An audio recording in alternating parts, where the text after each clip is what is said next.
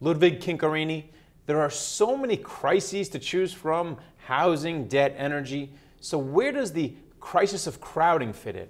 Okay, that's a great question. Some of these other things you mentioned might even be a crowding space, but the crowded idea is a space where many traders have entered the space, making the same type of trades, copying each other, and their risk models no longer accurately reflect what the risk is in those trades. And hence there's an immense danger that they can go bankrupt or lose a lot of money. Well, Wall Street's back offices have so much computer firepower. Why don't their risk models take crowding into effect? It's a great question, and people are looking at it now. One of the things that makes it so hard is how do you tell who's in the space, what type of holders, and what's the saturation level? It's difficult. And so some of the quants I've talked to have said they're starting to work on this, but it's still very, very difficult. So it's not just looking, for example, at the short interest in a stock and seeing if it's very high, then you know that there's a potential for a short squeeze or for the stock to be obliterated. For example, that may be eventually something you could look at, right? But it's not enough. It's not enough. For example, what do you do in the CDS market, where everything's over the counter, very little information? It's much more difficult. All right, so you had long-term capital back in the late 1990s. So no one saw that coming, and then it popped up, almost turned the world on its ear. And then you had the financial crisis in 2008. How come people didn't learn the lesson of long-term capital and let things build up so much that we had 2008?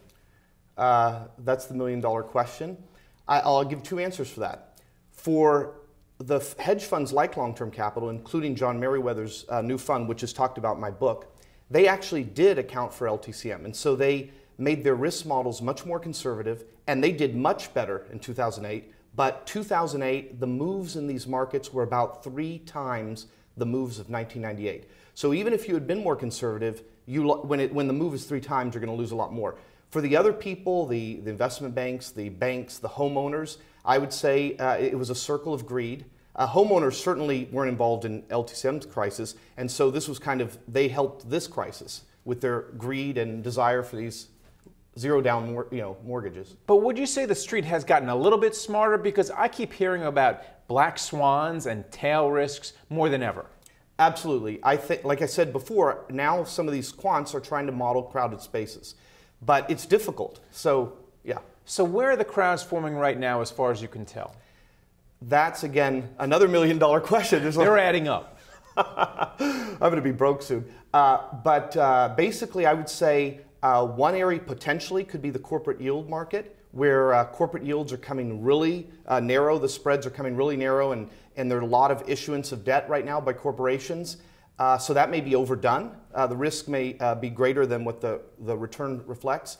The gold market, we saw it drop, and it fell quite fast. So maybe there's another area where there could be some risk. And let's not forget the Treasury market. This market has fewer players. We're coming into a Monday where we're would enter in a new stage of tech. It's a stock picker's market. Welcome to the 5 dumbest things. Apple reported earnings.